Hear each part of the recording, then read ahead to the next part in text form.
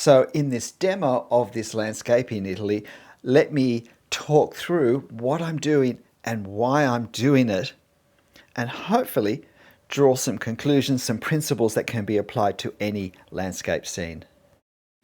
So I'm using a 0.3 millimeter pen to start. And the first comment I make with any scene for depth of plane, for where the distance between the closest and furthest things is a significant part of the overall impact of the drawing, is the closer the closest things are, the further away the furthest things are. So if this, and I think it's an olive branch, if this olive branch hadn't been here, I may have had to have invented it, because what it does is it brings the foreground right up into our face, and that makes the very furthest part, that distant ridge line, I don't think we'd quite call it a mountain, but that distant ridge line even feel further away than if it was simply the distance between the bushes down the bottom that are closest and the ridge line. So if there's something that can come very close to us, it's a good idea to try and include it. Now you're watching just these couple of branches being drawn at 4 times my normal drawing speed. The rest of the video is at 3 times. So if you want to have a little more time to see exactly how my mark making progresses, you can slow it down using the settings icon on the screen there to half speed, and that will make it only very slightly faster than my actual drawing speed. Now with this branch that's further down, if you look at our reference, you'll see that it's lighter because it's not silhouetted with the sunlight quite so much. There's more light falling onto it, and I decided to keep this sense of darker, stronger, blacker contrast for the upper one and a lighter feel for the lower one. And that when I draw the scene behind this lower one, I'm going to have it merge slightly, the way it does in the photo. So now I've switched to a 0.2 millimeter pen, and this is the largest pen I'm going to use to draw the scenery. And I'm only going to use it for this closest part, because we need to consider what the effect in reality is, and that is of distance. And that is that the closest things we see with harder edges in more detail and with darker contrasts. If you take the local color, the actual color of the object out of the equation, values, all things being equal, will look darker the closer they are, because we're not looking through as much atmosphere. The atmosphere has a lightening effect the more we look through, which is why that furthest mountain is blue. Because the other thing that happens over distance is that, and it doesn't matter for this black and white drawing, but the other thing that matters over distance is that yellow spectrum light doesn't travel as far. So it disappears before the light hits us from the far mountains. And well, green minus yellow is blue. And that's why greens that are very far away look quite blue. Now you can see that I'm not trying to get my final appearance of this. Well, it may not be obvious, but I'm not. But what I do want to do is get some largish, thickish, heavyish marks on the paper that can be a starting point for my comparison of marks, because changing the marks as they go from closest to furthest is a really important part of this scenery drawing technique, because I want to replicate that sense of, as things go further away, they become more generalized. We don't see the same detail. The colors become duller, the edges less sharp, and everything is less distinct. And so I want my marks to track that same happening as they move further back. So I've still got my 0.2, and I'm going to use it for these closest olive trees.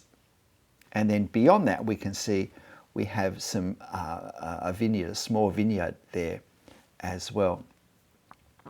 Sadly, I haven't been to this location, but a family member has, and they've very nicely taken some photos for me to use. So I'm not agonizing over capturing every bit of detail exactly the same.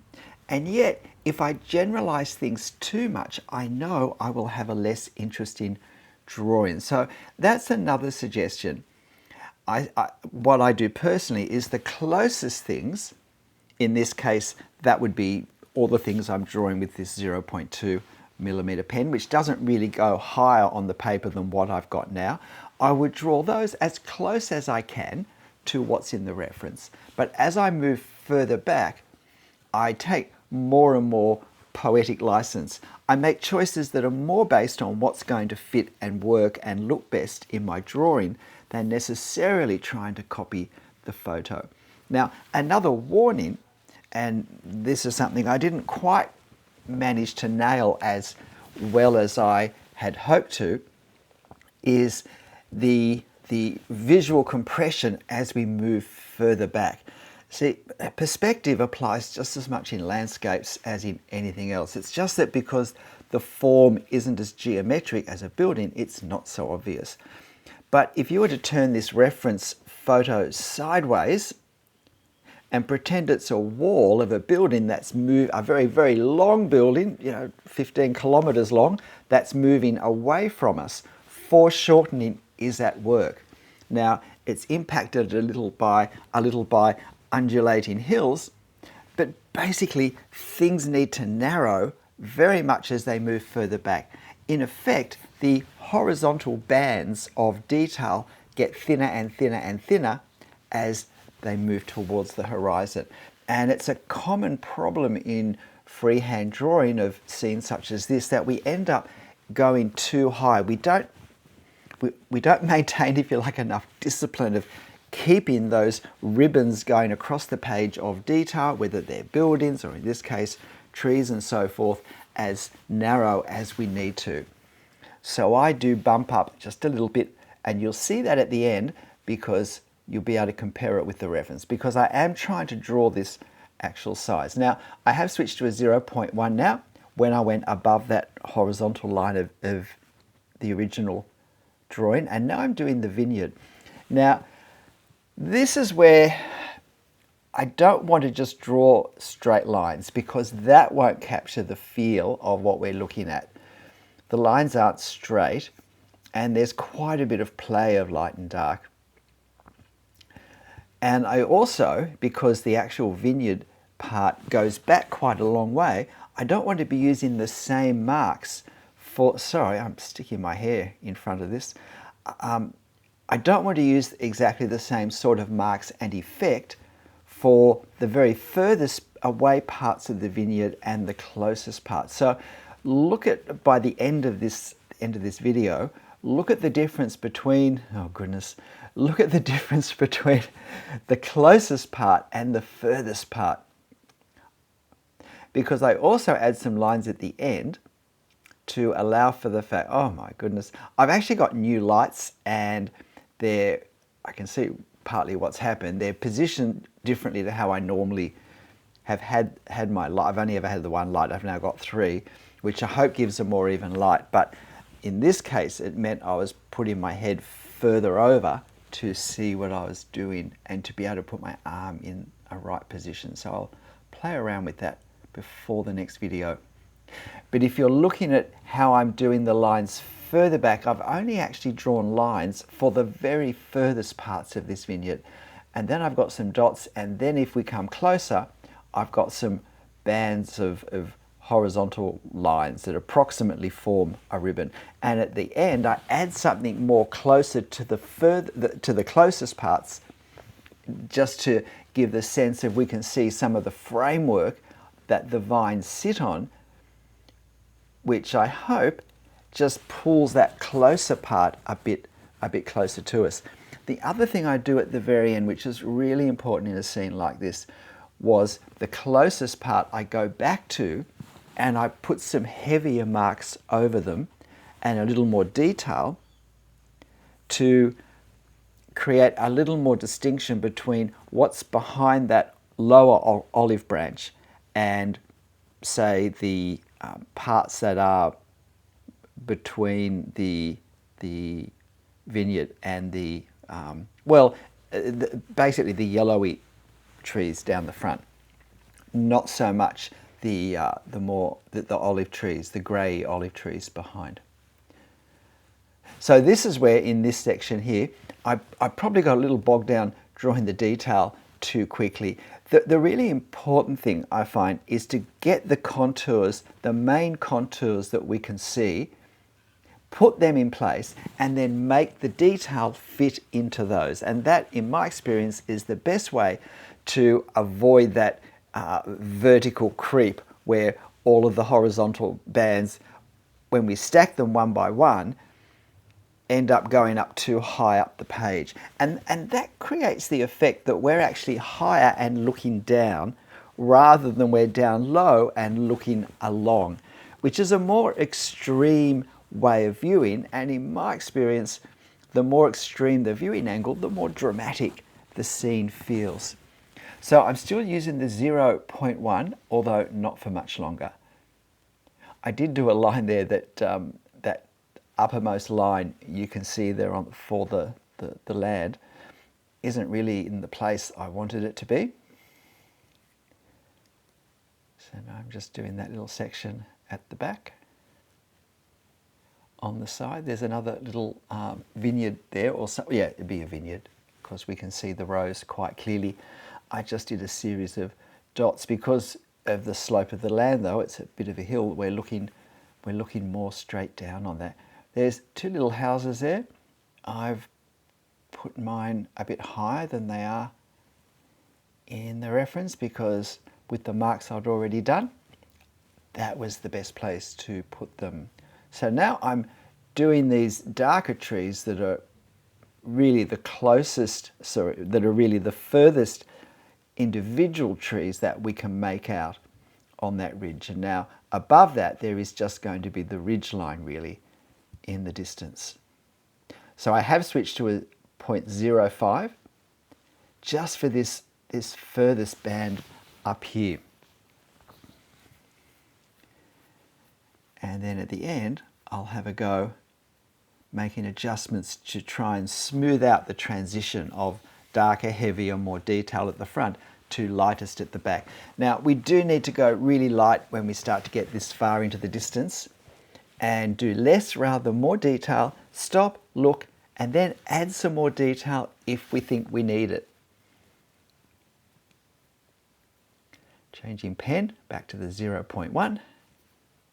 The other important thing with a landscape such as this is to find a large range of marks to put all the detail on. It's basically a lot of foliage as well as grassed areas. So swapping pens is helpful because that gives us a different line weight. Changing the angle of the pen is helpful because that makes some lines smooth and some lines more patchy.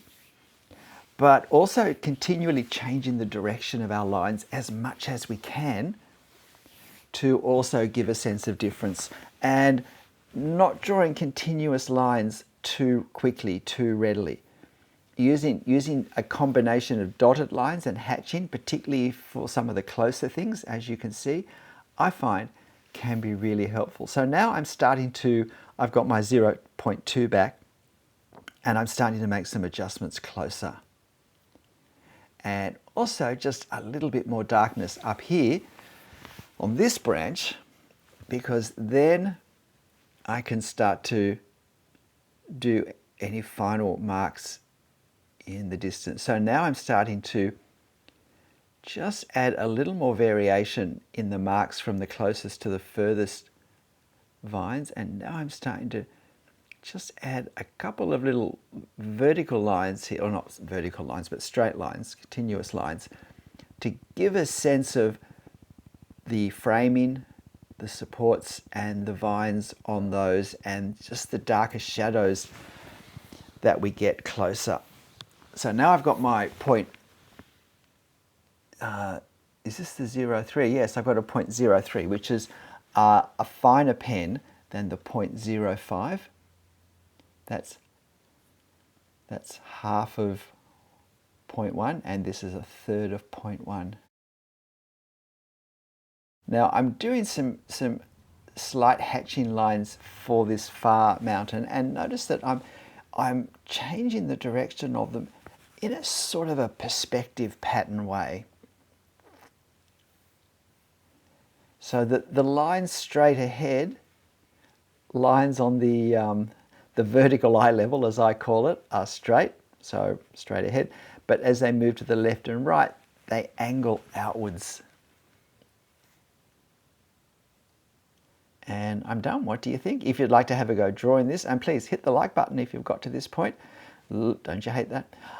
If you'd like to have a go drawing this, I've posted it on my channel community page, my post page, and I will put a link to that reference photo in the video description. So why not have a go? G'day, I'm Stephen Travers.